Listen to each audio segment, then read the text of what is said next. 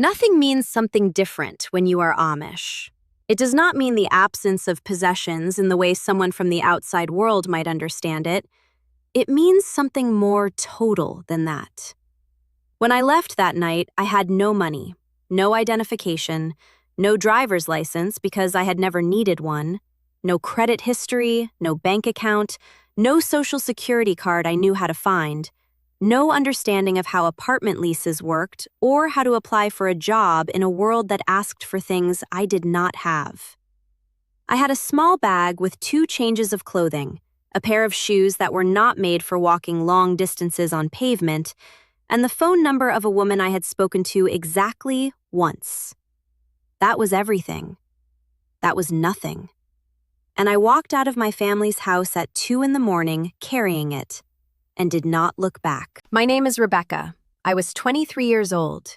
And the night I left is not the dramatic story people sometimes expect when I tell them I escaped. It did not feel like escape in the moment. It felt like walking into a darkness so complete that the word future had temporarily lost its meaning. I want to tell you the truth of it, not the simplified version, not the version where I was simply brave and it simply worked out, the full version, with all the weight of what it actually cost and what it actually took. Because I think that version is more useful to you than a clean story. And because I owe the girl who walked out that door something more honest than a clean story. Let me take you back to what led to that night. I had grown up in a tight, old-order community in Ohio. My family had been in that district for 4 generations. My great-grandparents were buried in the church cemetery at the edge of the property. My father was a man of standing in the community. Not a deacon, but respected. The kind of man whose opinion carried weight in the quiet way of a person who has been trusted consistently over many years. My mother was the kind of woman that communities like ours produce at their best. Genuinely kind, genuinely faithful, capable of a warmth that extended to everyone around her without being diminished by the extension. I loved them. I need to say that plainly before I say anything else. I loved them completely, and I love them still. The night I left was not an act of hatred. It was not an act of anger. It was an act of desperation. And desperation and love are not mutually exclusive. They can exist in the same body at the same time, pressing against each other, neither one canceling the other out. The desperation had been building for 3 years, not loudly, not in a way that anyone around me could have seen if they were not looking very carefully. I had become skilled, in the way that people become skilled at things they practice every day, at carrying the interior of my life separately from the exterior of it. On the outside, I was dutiful and present and faithful. I attended church, I did my work, I spoke respectfully. I gave everyone around me every reason to believe that the life they saw was the life I was actually living. Inside, I was somewhere else entirely. Inside, I had been having a conversation with myself for 3 years that went, in essence, like this. Can you do this for 40 more years? And the answer that kept coming back, quieter and then less quiet and then impossible to argue with, was no. Not no to the faith, not entirely. Not no to the community in every dimension, but no to the specific shape of the life that was being assembled around me. The courtship that was being gently encouraged, the baptism that was expected, the household I would build and the role I would occupy inside it, and the questions I would carry alone inside that role for the rest of my life, because there was no sanctioned space for them to exist anywhere else. I had watched the women around me for 3 years with new eyes. Not critical eyes. I want to be careful about this, because judgment was not what I felt. Careful eyes. Honest eyes. I watched the older women in our community and I tried to understand what their lives felt like from the inside. Some of them seemed genuinely at peace, a real, rooted, unperformed piece that I respected and, truthfully, envied. Some of them seemed like they had made a version of the piece my mother had described to me once, a deliberate, practiced acceptance of the available.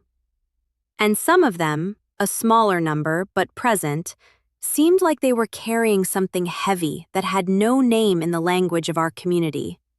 Something pressed down for so long it had stopped making noise. I did not want to be the third kind.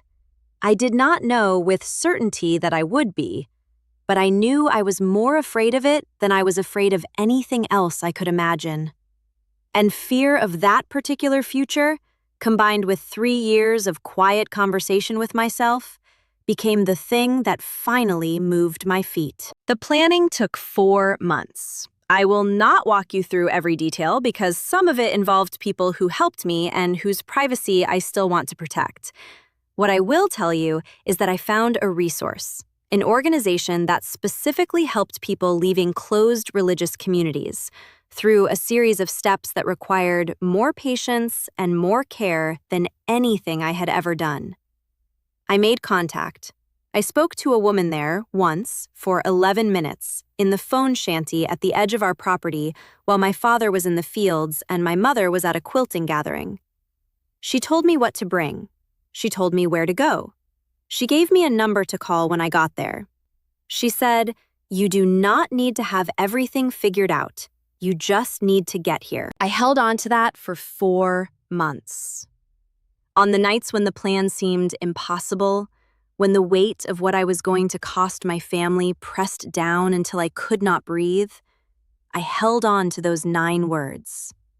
You just need to get here.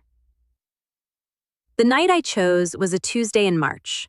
My father had a standing work arrangement on Tuesdays with a neighboring family and would not be home until late. My younger siblings were in bed. My mother was, and this is the part that still costs me the most, that I still carry with the most difficulty. My mother was in the kitchen. I could hear her moving around when I came downstairs with my bag. The lamp was still lit, and I stood at the bottom of the stairs for a long moment, listening to the ordinary sounds of her in the kitchen, the sounds I had listened to every morning and evening of my life. And I understood with a completeness that I cannot fully describe that I was about to make her life harder in a way she had done nothing to deserve. I did not go into the kitchen. I could not go into the kitchen. Not because I did not love her, because I loved her too much to look at her face and still walk out the door. And I knew that if I looked at her face, I would not walk out the door. So I went out the front instead, into the cold March dark, down the porch steps, down the lane, toward the road. The walk to the crossroads was 2 miles. I had measured it. The bus that ran through that route stopped at the crossroads at 3:15 a.m., one of the few routes that ran through that area at that hour, used mainly by shift workers from the factories in the next county. I had timed everything around that bus. I had one chance to be at that crossroads at 3:15, or I would have to go back to the house and try again another night, and I did not know if I had another night in me. I walked the 2 miles in the dark. It was colder than I had prepared for. My shoes were wrong for pavement, as I said, and by the time I reached the crossroads, my feet hurt in a way that was almost useful. Concrete, physical, something to focus on besides everything else. I stood at the crossroads for 11 minutes before the bus came. 11 minutes in the dark and cold at a crossroads with my small bag and my wrong shoes and the 11-digit phone number I had memorized and the 9 words I had been holding for 4 months. The bus driver did not look at me twice. I sat in the back. The bus pulled away from the crossroads, and the world I had lived in for 23 years began, in the most literal possible sense, to recede behind me. I want to tell you what the weeks that followed were actually like, because I think the truth of them matters more than the mythology of escape. They were hard in ways I had not fully anticipated. The practical dimensions of existing in the outside world without the documents and history and skills that most people accumulate gradually over years of ordinary life. Those were harder than I had prepared for. The organization helped me with the most urgent things, but there were countless moments of smaller difficulty. Conversations I did not know how to have. Systems I did not know how to navigate. A loneliness that was different from any loneliness I had ever felt before, because it was the loneliness of a person who has no context, no community, no shared frame of reference with almost anyone around them. And there was the grief. I want to be honest about the grief because I think it is the part of leaving stories that gets least said. I missed my family with a physical ache that did not go away. I thought about my mother in the kitchen every single day. I thought about my younger siblings. I thought about the community cemetery and my great-grandparents' graves, and the particular smell of our house in the morning, and the sound of the hymns on Sunday, and the 100 ordinary things that had made up the texture of my life for 23 years. Missing them did not mean I had made the wrong choice, but it also did not go away on account of me having made the right one. I am telling you this because I think leaving is often told as a story of pure liberation. Brave girl walks out, breathes free air, never looks back. And some of that is true. The air was different. The freedom was real. The questions I had been carrying began, slowly, to have more room. But the leaving was also grief, practical chaos, loneliness, and a kind of disorientation that took years to fully work through. Both things are true. I think you need to know both things. What I want to say to anyone who is standing where I was standing, holding something that looks like nothing and trying to figure out if it is enough to walk out a door, is this. Nothing is lighter than it looks. The bag I carried that night weighed almost nothing, and I was right to be afraid of what I was walking into, and I was also right to walk into it.